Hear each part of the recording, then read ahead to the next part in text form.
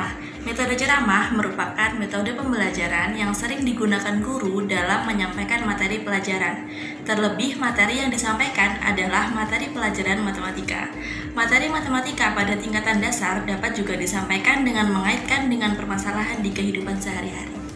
Nah, dalam metode ini, guru atau pengajar yang menjadi sumber utama informasi dan pengetahuan, sementara siswa hanya sebagai penerima informasi. Guru akan memberikan penjelasan atau ceramah tentang materi yang akan diajarkan, sementara itu siswa akan mendengarkan dan mencatat informasi yang diberikan. Dalam pembelajaran matematika, metode ceramah dapat digunakan untuk memberikan penjelasan tentang konsep-konsep dasar matematika seperti rumus, teorema, atau prinsip-prinsip matematika. Selanjutnya, dalam setiap metode pasti memiliki kelebihan dan juga kekurangan. Kelebihan dari metode ceramah ini adalah dapat diikuti oleh jumlah peserta didik yang terhitung banyak. Siswa menjadi lebih fokus karena guru dapat mengendalikan kelas dengan utuh, guru dapat menyampaikan pelajaran dengan luas, serta praktis dari sisi persiapan dan efisien dari sisi waktu dan biayanya. Selanjutnya, kekurangan dari metode ceramah ini adalah metode ini cenderung membuat peserta didik kurang kreatif. Materi yang disampaikan hanya mengandalkan ingatan guru saja. Kemudian, kemungkinan adanya materi pelajaran yang tidak dapat diterima sepenuhnya oleh peserta didik, dan proses belajar kurang menarik dan membosankan. Kemudian bagaimana contoh penerapan metode ceramah ini akan kita tampilkan di slide video selanjutnya.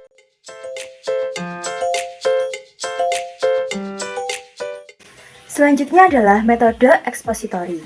Metode ekspositori dalam pembelajaran matematika adalah metode pembelajaran yang diawali dengan pemberian keterangan berupa definisi, prinsip, dan konsep, serta memberikan contoh-contoh latihan penyelesaian masalah melalui ceramah, tanya jawab, dan penugasan. Pada metode ini ditekankan pada penyampaian informasi secara verbal dan lisan atau biasa yang disebut dengan ceramah.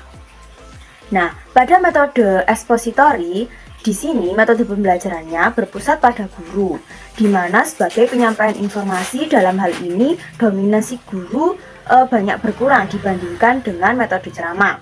Di sini guru hanya berbicara di awal, kemudian menerangkan materi dan contoh soal, serta pada waktu-waktu tertentu saja. Adapun tahapan dalam metode ekspositori yakni ada 5 tahap. Yang pertama yaitu persiapan, yakni di mana tahap ini adalah tahap mempersiapkan siswa dalam menerima pembelajaran, seperti guru dapat memberikan sugesti positif, membuka wawasan siswa, dan mengemukakan tujuan yang harus dicapai. Selanjutnya, tahap yang kedua adalah penyajian. Penyajian yaitu di mana harus menyajikan pembelajaran dengan menggunakan bahasa yang komunikatif. Ketiga adalah tahap korelasi, di mana tahap ini merupakan tahap penggabungan materi pembelajaran dengan pengalaman siswa. Kemudian ada tahap menyimpulkan, di mana tahap ini merupakan tahap memahami inti materi pembelajaran yang tadi sudah diajarkan oleh guru. Dan yang terakhir adalah tahap mengaplikasikan. Tahap mengaplikasikan yakni tahap kemampuan siswa menyimak penjelasan guru serta pemberian tugas dan tes oleh guru. Apa sih kelebihan dari metode ekspositori? Kelebihannya salah satunya adalah guru mampu mengontrol urutan dan keluasan materi dalam pembelajaran. Sedangkan apa kekurangannya? Kekurangannya yaitu keberhasilan dalam penerapan metode ini sangat bergantung kepada guru. Jadi tergantung bagaimana guru cara mengajarkan materi matematikanya. Dan berikut ini merupakan contoh penerapan video dari metode ekspositori.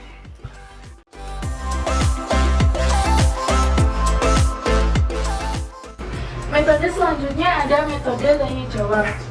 Metode tanya jawab merupakan suatu metode mengajar yang memungkinkan terjadinya komunikasi langsung yang bersifat two-way traffic. Sebab pada saat yang sama terjadi dialog antara guru dan siswa. Dalam metode tanya jawab, pertanyaan bisa muncul dari guru maupun dari siswa. Dalam komunikasi ini, terlihat adanya hubungan timbal balik secara langsung antara guru dan siswa. Melalui bertanya, guru mendapat informasi mengenai latar belakang terjadinya miskonsepsi pada diri siswa. Bertanya secara efisien juga membantu siswa untuk memahami dan memperbaiki pemahaman yang salah terhadap konsep matematika. Melalui bertanya, guru juga memberikan kesempatan kepada siswa untuk mengutarakan apa yang mereka pikirkan dan pahami, sehingga mereka merasa nyaman dalam mengikuti pembelajaran matematika di dalam kelas. Dengan menggunakan metode tanya jawab ini, keaktifan siswa akan semakin meningkat. Guru lebih mudah berinteraksi dengan siswa dan menjadi antusias saat proses pembelajaran berlangsung. Pertanyaan yang baik memiliki kriteria sebagai berikut. Yang pertama, memberi acuan. Jadi yang dimaksud dengan pertanyaan yang memberi acuan adalah suatu bentuk pertanyaan yang sebelumnya diberikan uraian singkat tentang apa-apa yang akan ditanyakan. Jadi pertanyaan tersebut merupakan kelanjutan dari ceramah guru. Yang kedua, memusatkan jawaban. Yang dimaksud adalah pertanyaan yang diajukan perlu dipusatkan pada apa-apa yang menjadi tujuan kegiatan pembelajaran. Yang ketiga, memberi tuntunan.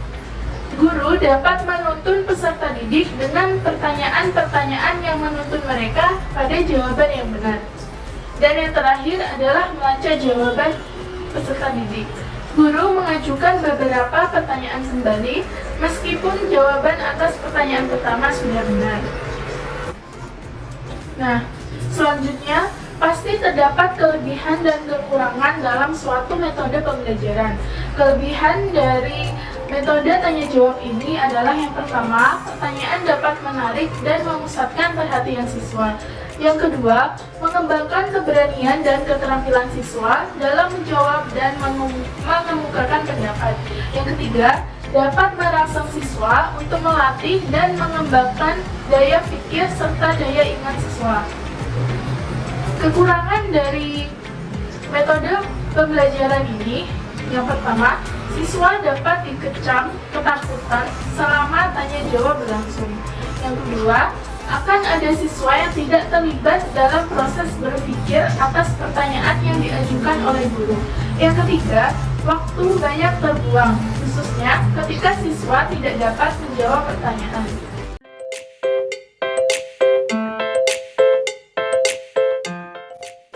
Metode selanjutnya adalah metode penugasan.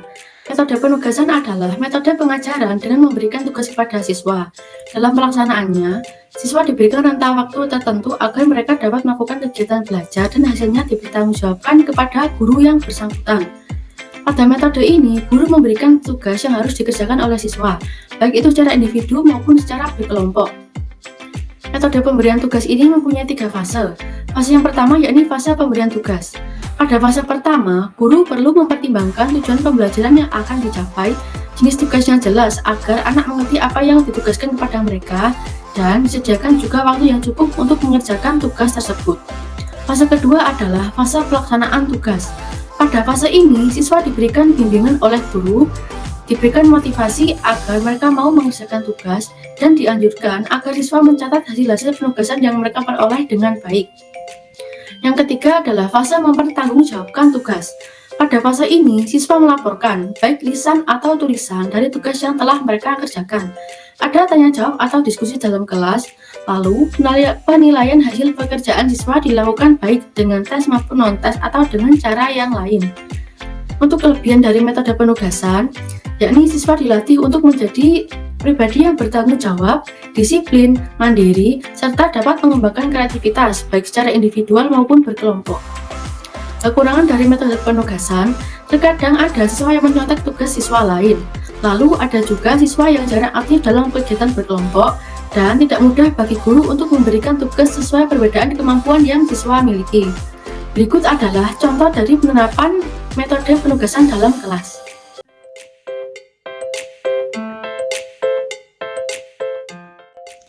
Metode selanjutnya yang digunakan dalam pembelajaran matematika adalah metode drill dan latihan.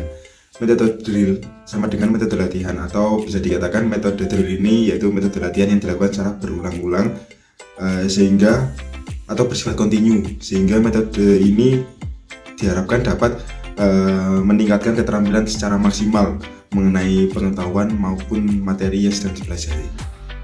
Adapun tujuan dari penerapan metode drill dan latihan ini yaitu yang pertama, supaya siswa memperoleh hasil belajar yang memuaskan.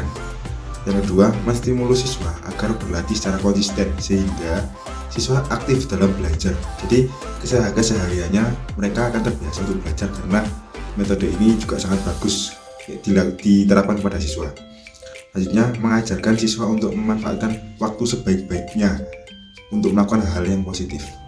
Dan yang terakhir, mengarahkan siswa untuk menciptakan goals-nya sendiri secara bertahap atau tujuannya sendiri secara bertahap atau bertingkat-tingkat, sehingga siswa itu tidak langsung mengharapkan tujuan yang sangat tinggi, tapi tiap tahapnya mereka mempunyai tujuannya. Lalu ada beberapa langkah yang dilakukan dalam penerapan metode drill dan latihan ini. Yang pertama, tahap perencanaan. Yang kedua, tahap pelaksanaan tindakan. Yang ketiga, tahap observasi dan evaluasi. Dan yang terakhir, tahap refleksi.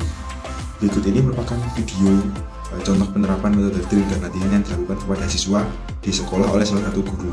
Selamat menyaksikan.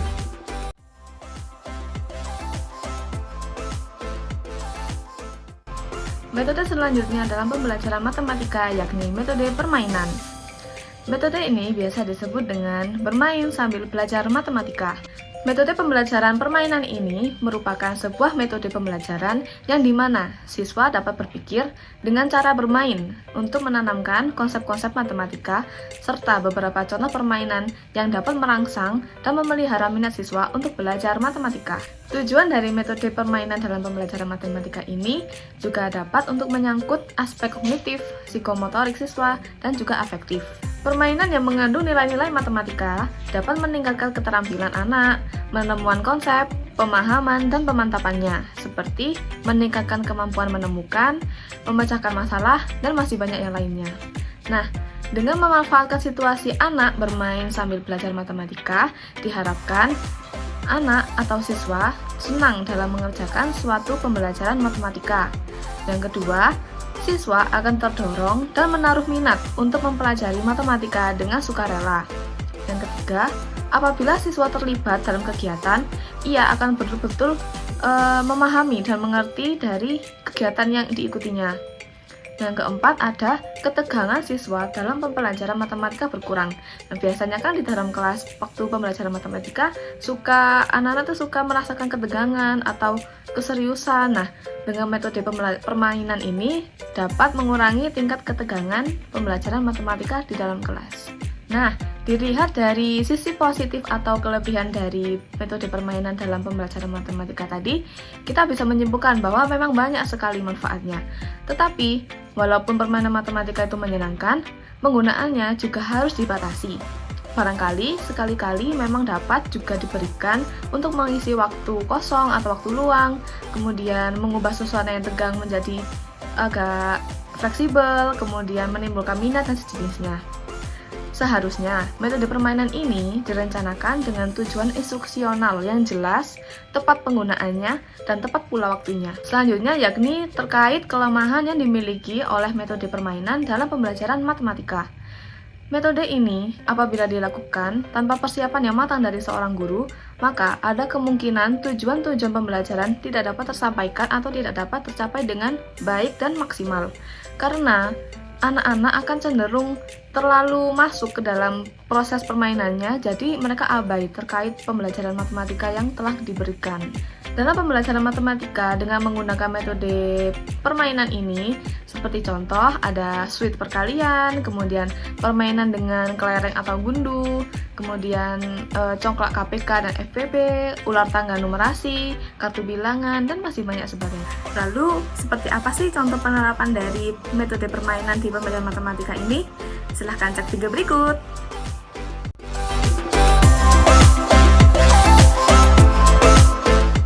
Selanjutnya adalah metode pemecahan masalah.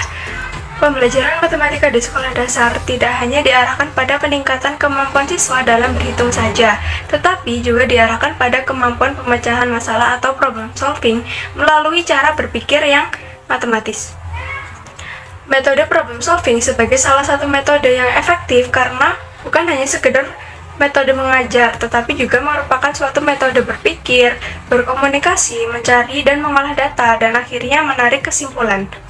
Dalam pembelajaran matematika, masalah yang disajikan dapat bentuk soal yang tidak rutin, berupa soal cerita, penggambaran fenomena atau kejadian, ilustrasi bergambar, soal tidak rutin, teka-teki, ataupun soal pada pola bilangan. Masalah tersebut kemudian disebut sebagai masalah matematika karena mengandung konsep matematika.